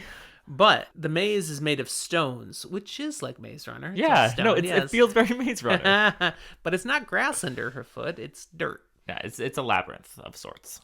Anyway, she's in this freaking maze. And like, okay, I'm going to try to get out of this maze because I got to do something. And then she hears this thought in her mind. The way out will come but once. She's like, well, if there's a way out, I should try to find it. So that goes along with working her way through the maze. And she goes. And she has a thought. I hope I find my way out of the maze before I find people, because I have no naked. clothes on. Yeah. Very practical. Unfortunately, she does find a person before she finds a way out of the maze. And it's a really gross looking person. Oh, he's creepy. Really super old dude. Yeah. She doesn't recognize him. We kind of do. We do. And then he says his name, and we go, definitely yeah, we've seen you. He says, I am Egwene, and I have come for you. Who's Egwene, Zach? Well, Agenor is one of the Forsaken that we saw at the Eye of the World. Who we know is, burned to a crisp. He was poof by Rand. Yeah. But he's here. Now, again, this is of what was. And Nynaeve clearly is still having some sort of memory thing. She doesn't recognize this person or know anything, but she does go, oh, you're creepy. I'm naked. This person gave me their name and then said, I have come for you. Oh, even better. And he says, I will have fun with you. Oh. That's not laughable. That's just bad. No, it's really nasty. Nynaeve, run like hell. Mm-hmm. And she does. But as she runs, this old, did I mention old? Dude is keeping up. And she's thinking, I used to be able to run with the best in the 2 rivers. And she's like, 2 rivers? What's that? What's that? I don't know. I imagine again, it's 2 memory rivers. Is all hinky. But she can't lose him. He's always there, and he's heckling her. He's laughing at her. He's gonna get her. Finally, she gets ticked, and she turns around. And as he shows up around a corner, she embraces Saidar and throws a fireball at him. Well, that's pretty cool. Hits him right in the chest, knocks him on his butt. Doesn't burn him up. He's fine. No, he kind of shakes it off. Now he's ticked, and there's a cloud appears above her, and a lightning bolt comes striking down right at her, and she looks at it, and it's like time slows, and she just twitches. It doesn't say she twitches, but this is what I picture. She just like, her head flicks, and the lightning bolt changes direction, and it hits the stone right next to Agenor. And he's like, holy crap! Mm-hmm. And then here comes another one coming right for him, and he dodges, and it hits the ground where he was, and he's like, uh-oh. No. And he turns around and runs away. She mentioned something here that we don't know a whole lot. Okay. But we know women can feel each other channel at this point. Women? Yes. Please do this right. Please. For our listeners. Women can feel each other channel. Thank I you. said it exactly the same, and you went, no, you thank didn't. you. You said women this time. That's what I say every time. Women. No. Women. Now don't say women. Women can feel each other's channel. You turd. But no, she comments that she can feel Agenor doing something through this. It's like dimly she feels it as if it's something she can't know, but she can see the effects around her. And it gives us a little bit of a hint that a clever kind of reader kind of looks in here and goes, okay, maybe she can't feel a guy channel, but she can kind of, maybe? There's a way to sense it. Yeah, through the things that are happening around. I thought it was interesting to note. Anyways, he took off. She doesn't care she's buck naked now. She chases the dude. Mm-hmm. She's got him on the run. And she is mad still. And now it's the chase totally other direction. And eventually now as they're running, he's like flinging power stuff back at her, and she's dodging it, and she's still chucking fireballs and lightning bolts and whatever at him, and eventually she wears him down. Gets to a point where he is on the ground, he is out of energy, out of options, and she's got him, and she hears that phrase again. The way back will come but once. Be steadfast and seize a silver arch. And she's like, pissed. And distracted. She's looking at that. But I've got him, and she turns back, and he's scrambling away. He's gotten away. Only once. Fine, screw it. I'm gone. She jumps through the arch. And then, poof, remembers everything. She's out of the arch. A sister steps up to her and pours a chalice of cool, clear water over her head. It's a ritual, washing her clean of anything she may have done while inside the arch. She's still mad. She asks if what she experienced was real, and is told, we don't know. Maybe. We don't know. The danger's real. Yeah, some have returned with wounds they experienced and needed to be healed. Others said they were cut to shreds in there and came out just fine. We're not really sure what happens here, but the danger is real. Nynaeve comments that she channeled while in the arch, and it was really easy, and Sheriam's like, hey, whoa, A, what? That shouldn't be possible. You shouldn't remember you even can. And B, don't do that. Yeah, they mentioned that back when first experimenting with this ter'angreal, they sent an Aes Sedai into it, heavily warded to be protected from whatever might happen. And she went in, and while in there, exploring everything, she channeled stuff she experienced there. And when she came out, she was burned out. Entirely. Had no ability to channel anymore. And they did that with a second sister. Again, heavily warded to be protected from whatever might happen. And she channeled in there and came back out completely burned out. I have a theory that you might have to cut, but probably not. Let's finish the third one first, and then you can tell, and then there'll be a gap if I've cut it out. The third time they send a sister, and now I'm like, okay, you sent two sisters in, they both got burned out, and you sent another one? But they're trying different things. Yeah, how low on the totem pole was the third sister? She'd just been raised. And they told her nothing. And they raised her just so that they could put her through. And literally, they told her nothing. They just sent her in. They didn't ward her, they didn't tell her what to expect, and she just goes in, and while in there, she had no memory. She didn't remember anything, except that she saw when it was time to get out, and remembered that, and left, and she came out fine. Mm-hmm. And from that, they realized, okay, this can be used safely, but people need to go in with nothing. Thus, naked, no memories stick with you, and if you channel in there, you could be burned out. So, no, you won't even know you can remember to channel.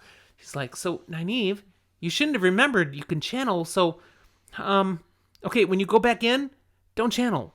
Try to remember. Don't channel. Now, what's your theory, Zach? So I think in some way, shape, or form, time's a little funky. She could spend however long in there, or like she could spend a year in there before the way out appears, or she could spend a minute in there before the way out appears. It's a little unclear. And so I think because time's a little funky, it's almost like the body is in a state of suspendedness. So any channeling that you do is happening all at once. You're drawing as much power as you do at once. So if you're not powerful enough, you do enough and you burn yourself out. So you think Nynaeve is fine because she's so powerful enough that she didn't use up her limits. Interesting. So Nynaeve thinks to herself, okay, so I shouldn't channel. Yeah, I won't. If I can remember not to. That is the problem. Yes. The next arch. It is for what is.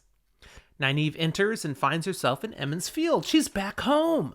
That's not what is. She's in the White Tower. No. She's back home, and she is so happy. Because this is what she wants. She wants to be home. But she's not happy very long. She learns all is not right in Emond's Field. When Nynaeve failed to return, a new wisdom got in power. A woman who came from Watch Hill, and things have gone bad ever since. This wisdom, Melina Ilar, is a bully. She beats people up with sticks. Wait, didn't Nynaeve do that? Oh, but she does it at a higher level. But it goes beyond that. Yeah. She is power hungry, so much so that she has proven she will do whatever it takes. And, okay, Nynaeve is getting her information from Moiraine and Lan, Egwene's mom. And she learns from her that when Melina had abused her power, Egwene's dad, Bran, as well as Harrow Luhan, And Bran, who's the mayor. yeah, brought her to account. This is not right. This will not stand. We will not accept you. You're going to need to leave. And then suddenly they became ill. And then Melina, caring for them, was unsuccessful and they died. And Meryn saw what She mixed up to she heal mixed up for them. It things that had would help. poisonous material in it. Yeah. She knows. She poisoned them. Clearly. And she has poisoned others. And basically, anyone who starts to challenge her ends up sick and then dies. But Melina pulled a classic White Cloak. She said they were abandoned by the light. That's why they died. That's why people get sick and die, because they are dark friends. They have turned away. Yes. So the end result is everybody is terrified of her. And anyone who challenges her is accused of being a dark friend and eventually dies. Yes. So no one will now stand up to her. Nynaeve is like, what? We have to stop this. We have to fix this. We have to rally the women's circle. We need to get this straight. And Nynaeve is like, I can do this. And Meryn's like, oh, thank you. Thank you. You're the only one strong enough. We're can do this. Scared. And then as she's trying to get things going here, she sees the Silver Arch. And here's the phrase. The way back. Come but once. Be steadfast. No, I need to help my people. And she's taking Meryn across the town square over to another lady's home. And, oops, there's Melina walking across and sees them and starts heading their way. And again, the arch calls to her. And Meryn, she sees Melina's coming. She's terrified. Nynaeve, help us. And Nynaeve's like, no, I have to leave. And she goes through the arch. She's sad. She's angry. She's going to hurt somebody who did this. But as she stands out of the arch, the water gets poured over her head again. Splash. Washing her clean.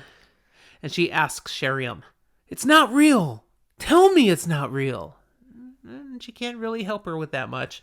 But she does say, yeah, the second one is always worse than the first. And the third one is worst of all. I'm sorry, child. It is potentially important to note that she didn't, legit teleport to the two rivers.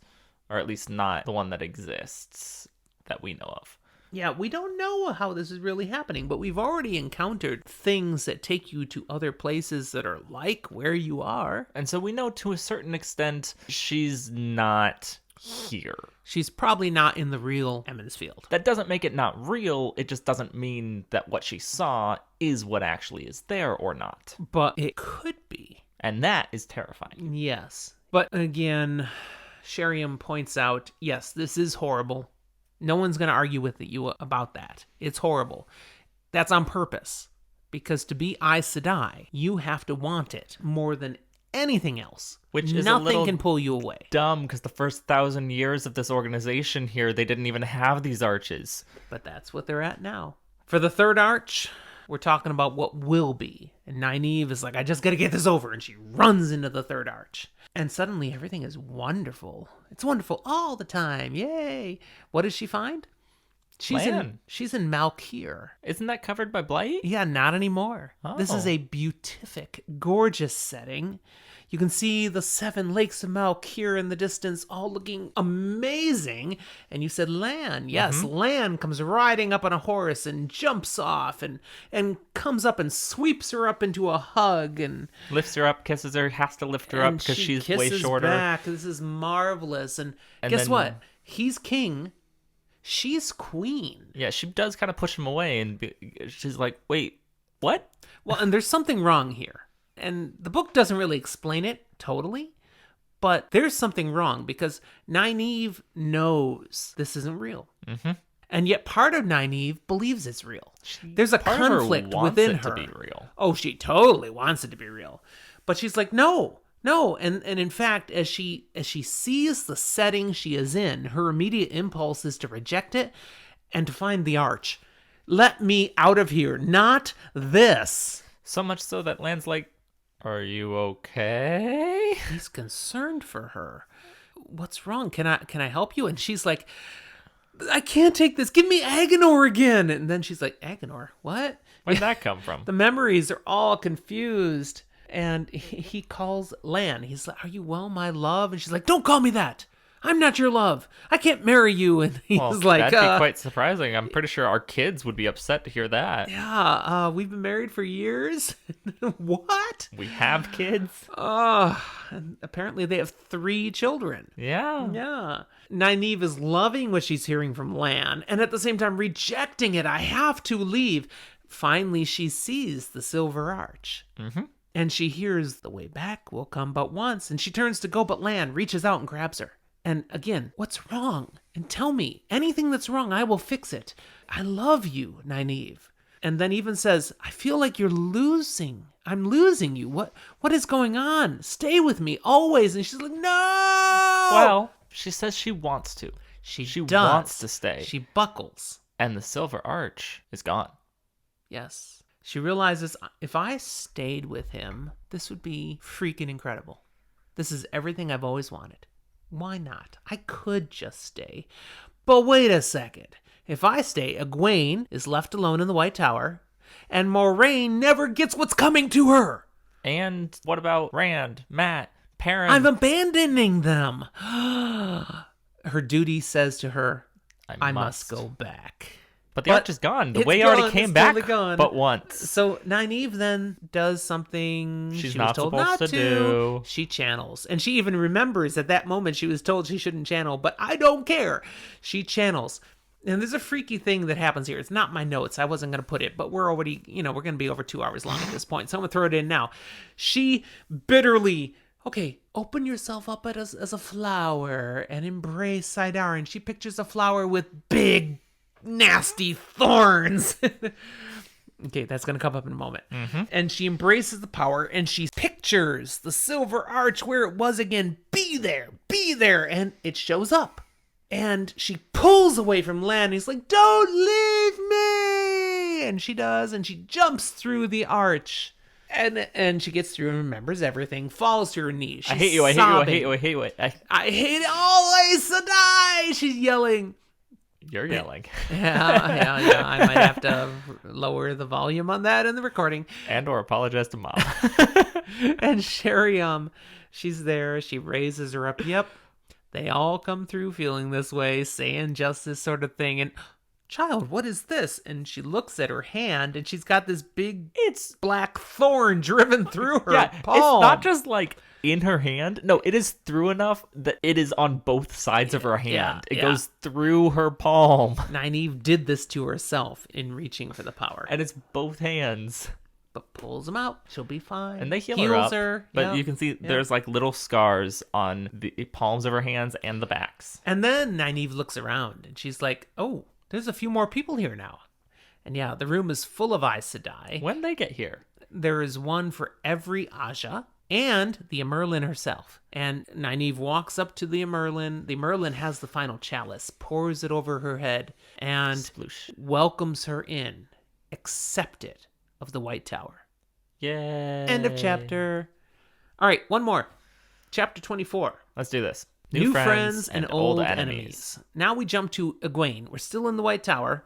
Egwene, this is her first full day as novice. She was raised to novice just the evening before. Rather than, training when you're not actually a novice because we're on the road. You got to the tower, now you're actually a novice. Mm-hmm. And she's being taken to a room where she's going to meet a more experienced novice to whom she's been assigned. Someone who will show her the ropes and help her not make common mistakes she might otherwise make. And in this room, she meets a girl named Elaine, about her age, who is quick to commiserate with Egwene, because this has been her first full day, and she had a couple hours of training, and then chores. Man, screw the chores. Just been put to work, and Washing she's like, what pots and the pans? heck is up with this? And Elaine's like, yeah, that's what happens. Get used to it. You'll have lessons, and you'll have chores. And apparently they feel it builds character in us. Whatever. But cleaning, washing dishes, scrubbing floors, that will be our life part of the time, every day. Now, notably, we know who this is. Egwene doesn't. Yeah, and I wasn't even going to say that yet. We're going to reveal that. You said it. It's fine. We get the name. That's all we got, though. Elaine asks... And a vague description. Yeah. We know who this is. Let's move on. Elaine asks if Egwene was born with the spark. The ability to touch the one power, inborn. And Egwene says, yes, I have. And Elaine's like, I thought so. I could sense it in you. And that's something you will learn to be able to do. Elaine shares, I also was born with a spark. But don't be disappointed if you couldn't sense it in me. Again, it's something that comes with training, and I had the advantage of growing up with Aes Sedai around. And Egwene's like, who is this person? Sedai? Yeah, exactly. I didn't even know really what one would look like until it showed up in the village. So Elaine's experience must have been very different. In conversation and sharing notes on what they can already do, they learn they actually are rather even in their capabilities. Okay, there was that one thing Elaine could do, but mostly they're about the same power or same ability level at this point. I'd argue Egwene probably doesn't know she could do it because she never knew to try. Correct. And they experience something together for the first time, which kind of forms a bond. And that is when Elaine tries to do something with the power to show what she can do, Egwene can sense it. She can see like a glowing nimbus around her. And Elaine can see the same around Egwene. Mm-hmm. I like to think of it as like your aura lighting up. It's totally like the Force aura that shows up around the Force ghosts. They're not ghosts, but it's that glow around them. That works as a reference for you. It doesn't not work as a reference. It's just, I'm sitting here going, aura reference? There are better aura references? But you're going to Star Wars? Really? Why wouldn't I go to Star Wars? It was recently May the 4th. Recently. It's not anymore. No, it wasn't. But I tweeted on that day about something I need in this office. What did you tweet about? I need a Millennium Falcon. Oh, I have one of those as a bottle opener on my keys. Yeah. No, I need a bigger one. As a child, I got a lot of Star Wars toys. Do you want me to make you a Lego one? No, I need a bigger one that I can fly. So you want a Millennium Falcon drone. Those exist. Oh my goodness. Are you serious? Yeah. Oh, that's next level. Oh, I wasn't even going there yet. That probably costs more than I want to spend. Yeah. Okay, we have tangented. It's our first tangent of this episode. I know what I'm getting my dad maybe for Christmas. Oh, if you get it for me, you are the best son I've ever had. I already am. I'm your only son. It's not too late. You're not having another one. I wouldn't do that to myself. Okay. The fact that they were able to see the power in each other, that's something I said I can do. Neither had been able to do it before. But suddenly they both could do it, and they're like, so they've connected. This is great. And they're pretty sure they're going to be friends. Okay. Elaine turns the conversation now to the Two Rivers. She already knows that Egwene is from the Two Rivers. She had been told got or something. She had been told that. And she asks if Egwene knows Randall Thor. And at that, ding! Yeah, Egwene remembers a story. Yeah, Rand told her back in Camelin about, something that had happened to him, and she completely discarded it. He's like, you're making crap up. But Why do that? Some story about falling in a garden and meeting a girl named Elaine. Yeah, and she's like, oh, you're the daughter heir of Andor. Yeah. She's like, yeah. No biggie. And she even knows. Now, if Sheriam Sedai hears that I even mentioned I am the daughter heir, I'll probably be called to her study, so let's keep that on the down low. And Egwene, she's like, okay, I've heard about this sent or called to Sheriam's study. What's the deal? What is that about? Zach, what is that about? They'll get taught a lesson, with a slipper. With a what? A slipper? A slipper? How about a paddler? No. Well, not by Sheriam. So, yeah, not a pleasant thing to have to go to Sheriam, because you're going to be disciplined. Yeah. And Egwene is mortified. She's like, seriously? They We treat us can be like sent to children? Sheriam and be treated like children like this? Yep. And Elaine explains, well, yeah, when we're in the White Tower, we are children. Get as used novices. to it. They will call you child. It's like the adults are the Aes Sedai. The accepted are like the young adults. Novices, we're just children. They look at us and they think of needing to protect us, to guide us, but when necessary, also to punish us for our own good, to keep us on the right path. And that discipline, it can be hard, and that's on purpose. Because the Aes Sedai are committed to make sure only the most dedicated, the most committed, the most worthy stick it out. The Aes Sedai need to breed love and logic. Man, they do not understand modern parenting for sure. Now, I'm not saying a lot of modern parenting is on track, actually. And I'd say there's plenty of modern parenting that is like Aes Sedai, and its parenting styles vary. We have an epidemic, however, in this country, United States, of parents who don't discipline their children at all because they resent how they were disciplined as children. And so they've gone way the other side and are super permissive, and then children who grew up with no boundaries and then end up making horrible, stupid mistakes in their lives. Now, I don't believe that's my dad saying, hey, hurt children. No, don't beat your child. I'm not saying that. Just, set clear boundaries. How often do we spank you? Never. Exactly. But set clear boundaries and, raise well-adjusted people. Yes, please. Plenty people do a great job with that. We need the next generation to be smart. Please do right. I'm just hoping I don't have to worry about that for years. Not too many years. We do want grandchildren someday. I'm hoping for many years. After you're married, please. Does Rachel listen to this? Not this far yet, but she might one day. No pressure. She listens to some. Okay. You might want to edit that out. No, there's no way I'm editing that out. That's gold. All right, so we learn a little bit more about the situation here in the tower with the Aes Sedai and the novices and accepted. We learned there are only 40 novices in the tower at the time. Now, we actually heard that once before when they first arrived. And we also had heard maybe 10 of those will probably make it through. Yeah, Elaine now says only 7 or 8, so even harsher. It's less than 10%. No. That'd be more than 10%. Less than 25%. That was what I was meaning. Less than a quarter. Math is hard. I'm actually not terrible. He's trying to say less than 10% is what I meant as less than a quarter. It's funny because I'm not terrible at math, but I'm real bad at speaking math. Words are hard. These numbers, though. Give me college calc any day. These numbers are worrisome. Because if this is all they're bringing forward as Aes Sedai, they're not replenishing the numbers who do eventually retire. And so the work the Aes Sedai do in the world is getting to be too much for who's going to be left. Which is kind of funny because, how much work do they really do in the world? Apparently they must do some. We haven't seen a whole lot. Well, we've seen Elida Sedai, who was a counselor for a queen. We've seen a couple advisors. And we've heard most rulers have an Aes Sedai somewhere. That's about all we've heard. There must be other stuff that goes on. They clearly weren't up in the borderlands helping. Moiraine went up occasionally, but she's a little bit of an odd duck. They had great respect for the Aes Sedai, so they must be known up there at times. I don't know. I still feel like Aes Sedai don't do enough. Yeah, well, I won't argue that. There is a theory that Elaine postulates that she's heard, but she says, but don't repeat this to most Aes Sedai. They won't appreciate hearing this. Especially, like, the Red Aja. Yes, that since they've been so diligent in hunting out the male channelers, men who can touch the One Power. Gentling them dying, blah, blah, blah.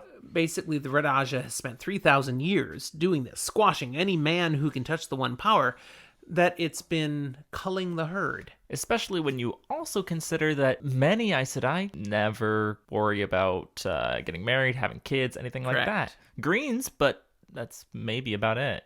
So less and less people are being born with the ability to channel. Now, there's a great deal of additional conversation and meeting up with other people through the rest of the chapter. As I looked at it, it was like, how do I summarize this? So I just decided, okay, here's a section. Let's break it down with bullet points. Boom, Cool. boom, boom. Okay. 1. Elaine asks about Rand. Again. She'd already asked, I didn't reference it, are you from the Two Rivers? And she talked about Rand. So here she does it again, brings it back to Rand, and Egwene is like, ooh, little jealousy. Here's a pretty girl asking about Rand. Rand's mine. But, oh, wait a second. No, Rand's not mine. I've kind of let go of that. I'm going to be an Aes Sedai. Anyways, Elaine appears to have a little crush on Rand. Yep. That's what Egwene gets. And let's go a little deeper on Rand. When they were still in Caemlyn, Elaine mentions and notes that Elaida, the red Aes Sedai advisor to her mom, the queen, was really thinking Obsessed he was with important. Rand. Yeah, This is an important guy. But like sneaky patrols trying to find him, but like low key, but really, really wanted to find him. Yeah, so Elaine knows that about Elaida, and she's like, no, Egwene, relax. I have no interest in Elaida getting a hold of Rand, because, again, she doesn't verbalize it, but I kind of like him. He's cute. And Elaida wants to use him. Nope, not interested. We learned that White Cloaks that had followed Elaine and group when they came from Caemlyn, they're still camped out just outside of Tar Valon. Great. Okay. We love our White We Cloaks. love White Cloaks, yeah.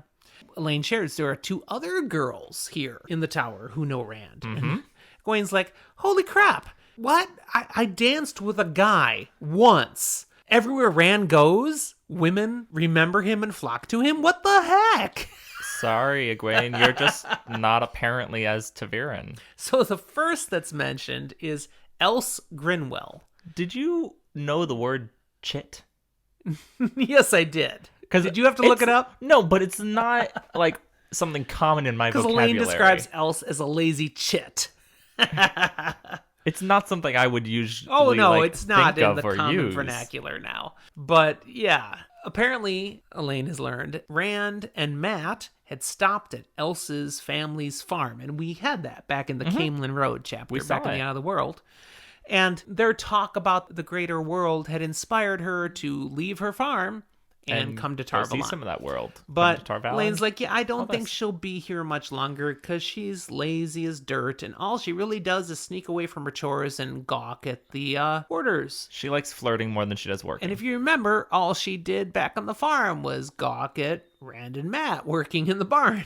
Yeah. So she's true to form. But Consistency. That's Else Grinwell. And before she can mention the other girl who knows Rand, They see somebody. they come upon Logain, the false dragon, but not looking like he did back in Caemlyn. He's Bedraggled. a sad shell of a man. Yes. And he seems a little depressed and yet also A lot depressed. is like there's a snarky laughing to himself about everything that shows some of Logain's character. See, he's been gentled, so he can't touch the true source anymore, and life is not the same. Egwene is shocked and saddened as she looks at him, thinking, this is what they want to do to Rand? He makes a comment that sticks with me of just It's a like, good comment. why are you guys watching me all the time? You're just worried I'm going to find a knife. Yeah, not to hurt Pause you. for a moment and then, I'm not hurting you. You guys are worried I'm going to grab a knife and kill myself. Which he might do. Life has no meaning when you can no longer sense the touch of the true source. Apparently. Which, I mean, that's just kind of depressing for everyone who can't touch it at all. Yeah, and to be clear, to be gentled means you can't touch it, but you can still sense it. Vaguely. Like, it's It out doesn't there. say anything about vaguely. You can sense it's there, but you have no access to I just mean it in the sense of, like, we've seen from Rand's perspective the difference between being able to sense it in the void and being able to feel it thrumming right next to you, not quite grabbing it. there is like a difference of how close. But that's a difference for him because he doesn't want to touch it. But I feel like in the same way, to be able to get closer to it, you have to be able to touch it. So it's there. You can sense like it, but you can't the agony go there. Of being able to fully you sense like it agony? For what this nastiness of gentling would mean to a person. Because again, when they're gentled, they lose their will to live pretty soon. So imagine, it's right there, this fullness that you could grab and do amazing things with. It's still right there, and you can't touch it. It seems a little bit too precise for that to be the case. Like, that's too precise. And whereas gentling feels more a blunt instrument, severing that line. We will choose to disagree on that one. We can do that. After they move on from Loghain, because an accepted shows up and takes him back where he should have been, not wandering the halls, they come upon the other girl that knows Rand, Min, whom we last met back at Barillon. Just as back then, she's a girl dressed in men's clothes, which really just means she's wearing looks pants. Like a woman.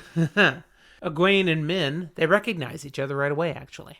Mm-hmm. Min is here because a messenger came from the White Tower asking her to come to Tarvalon. She and Elaine have become friends over the time that they've been here. And we learned something about Min that we already learned, but Egwene hadn't. Yeah, we get some clarification here. She has a talent. What is that talent, Zach? She can see things. It has nothing to do with the One Power, but it does have something to do with like people's futures, kind of. Something that will come true. She doesn't know what it means necessarily, but she sees things. Yeah, she sees an aura around people, which often has images. And again, sometimes she knows what the images mean. A lot of times she has no idea. And sometimes she doesn't see anything around somebody. Sometimes Correct. People are just boring. But if she sees something, it's connected to something that will happen. Not something that might happen. Something that will happen. So we'll point out some of these that get mentioned, but not explain what they mean. Yeah, because Robert Jordan, he uses this particular talent. It's the only person in the whole series who has this talent. And he uses it to do some major foreshadowing at times. At the very least, the only one we meet. Right. There's a whole other group of people we can't name yet who are familiar with people with a similar talent. But we never meet any of them. Correct. Min has seen the rose crown of Andor over Elaine's head. I'm like, duh, she's the daughter heir. She's going to be queen. That would suggest she's going to be queen, and that's what Min knows. You're going to be queen. Cool. Okay. Another thing for Elaine, though, is she sees a severed hand. Not Elaine's hand. But somebody's. Somebody's severed hand. But yeah, Min doesn't know what that one really means. Ugh. For Egwene, she sees a white flame. And don't know what that might mean. She says there's a whole bunch of other things, but doesn't really say anything because we don't know what it means. That's right. I'm just going to say, remember these visions? Every one of them was important. And again, Min saw other things, and she'll mention perhaps more of those in the future. We're going to see Min again. She's around. But now we're getting interrupted by Egwene meeting two more characters Yeah, that two we've already men met. come walking up. Galad and Gawain. Which, to be fair, she misses the first time. She misses their names, really. She gets Galad, kind of. Totally missed Gawain because, damn, Galad's hot. The most beautiful man she has ever seen, ever. And to make it worse, he, fixates on Egwene. Oh, could I entertain you with a walk at some time? Galad seems to think Egwene's kind of cute. And don't get me wrong, Gawain is an attractive guy too, but I mean, it's not the same thing. Yeah, Galad outshines Gawain, unfortunately, and Galad is so beautiful, so handsome. It makes Egwene stupid. She's like, blah, blah. Now, who are these two people? They are brother and half-brother to Elaine, therefore have some nobility ties. Galad and Gawain, they are brothers. Half. How are they half? Through their dad. Yes. And how does that relate to Elaine? Elaine is full with Gawain, half with Galad. And after Galad Galad? Galad! I say Galad because it's a thing. Oh. Galad makes sense in a Arthurian. Galahad? No, Galahad makes more sense with Galad. No, but it's the pronunciation, and it is kind of a nod to Galahad. So yeah. Galad makes sense, but Galad is more Tarvalonish. Well, I was just thinking Galad sounds more like it would be Arthurian, but Galad is just kind of what I'd say. Anyways, as Galad leaves, Elaine goes off on a petty little rant about Galad. Yeah, she doesn't much care for him. We already knew that. Min mentions specifically that he will do what is right no matter who it hurts. She saw a vision about that. So, yeah. And that can be kind of problematic. Think about it. If you know someone who would do what is right no matter what. It sounds like an inverse blue, but also kind of a blue. So we get past that, and Gawain takes the conversation towards Egwene, hearing that she's from the Two Rivers, asks, so tell me about Rand. And it's like, oh, okay, we get another reminder that Elaine and Gawain had met Rand back in Camelin. Basically, everyone cares about hearing about Rand, and Gawain even mentions, random people have their lives just turned around after they meet him. And I keep talking to these people. Some of them don't know his name, but then there was this one cart driver came into Camelin, and after talking with this boy, decided to stick around and ended up helping calm down some of the riots and stuff. And it's just a whole mess of, maybe he's Taviran even. He it's impacts very so weird. many people's lives. Yeah. And Egwene's like, well, he is. No, she doesn't say that, but she's No, thinking that. but she knows it. Okay, here's something that just hit me right now. Mm-hmm. Rand, random. No. Rand strikes random people in amazing ways. And yet, Wow, no. Rand, 'cause random. Come on, that is so close. He's not even the only Taviran we see. He's the most And powerful one. of the Taviran, he is not the most random. All right, I'll give you that one. All right. At the end of this conversation, impulsively, Egwene states that she really does like Elaine and Min and wants to be their friend. And they both agree, and they hug. And Min's like, this is important. We're not going to let any man come between this friendship. not even Rand. And Gawain is standing by going, what's going on? And she doesn't say not even Rand. She says not even him. They all we know it's Rand. Gawain doesn't. But Gawain is, totally puzzled. This is a girl thing, and they assure him, it's just a girl thing. You wouldn't get it, and they Woman's just giggle. business. Yeah. And then we get a great line. Gawain says, if this giggling is all about Rand, best not let Elida see it. And then Elida is seen coming across the courtyard, and he says, name the Dark One, and he appears. And that's great. He's calling Elida the Dark One. But it ties straight into, speak of the devil, and he shall appear. Exactly. We have our own phrase. And Gawain, he heads off. I want nothing to do with this woman. Elida comes to them, appearing to Egwene as a very hard woman. And Elaine, she introduces Egwene to her, using Elida's first name, and Elida chastises her, being too familiar. Elaine's like, I've grown up with you. And Elida's like, this is the White Tower, not your mother's court anymore. Elida's got to stick up her ass. You need to learn differently. I agree with you. She has a stick so far up, it could be manipulated as a puppet. Elaine's like, but I've known you all my life. And Elida assures Elaine, you will learn better. And stop by Sheriam's study to help reinforce the lesson. Great. Ooh. I think she's a little power hungry and just always just sends people for trivial Elida reasons. is not a very nice person. Yeah. Yeah. Very petty. So she sends the two of them off, but she keeps Min to have some words. And then we jump to the very end of the chapter, just 4 very short paragraphs, from Min's point of view after the grilling from Elida. And Min's like, she feels completely wrung out from the questioning. But she's left with these thoughts. How did Elida know Moiraine had summoned her to the tower? This is the first time we hear that. We knew that Min was brought to the tower, was summoned, but now we know it's because Moiraine arranged it. I don't know what's the biggest thing we hear here. That Elida's sus, Moiraine is sus, or Min is sus. Min is just a puppet. She's being manipulated. But she is her own person. She also thinks, why did she, Elida, have so many questions about Rand? Yeah, why would she want anything to do with him? What does she want with him? Yeah. And what is he? Why is he so important? And then, most importantly, Light. I don't want to fall in love with a man I've only met once. Not a stupid sheep herder. Just what is that about, some Zach? guy from a small town. We've never heard anything about this before. And I can't say too much because we've never heard anything about this. But clearly she must have some kind of feelings, maybe. She must. That completes our chapter. And goodness, it completes our episode. Now, we started last time saying, okay, what final thoughts do you have about this? But we said we'd do that when we haven't gone ridiculously We're not long. doing that this time. No, we're done. We're out. Peace. Boom. So that's a wrap. Nevertheless, please subscribe, rate, Review our podcast, share it with people, tell people you like Fantasy for the Ages, help us just get out there even more.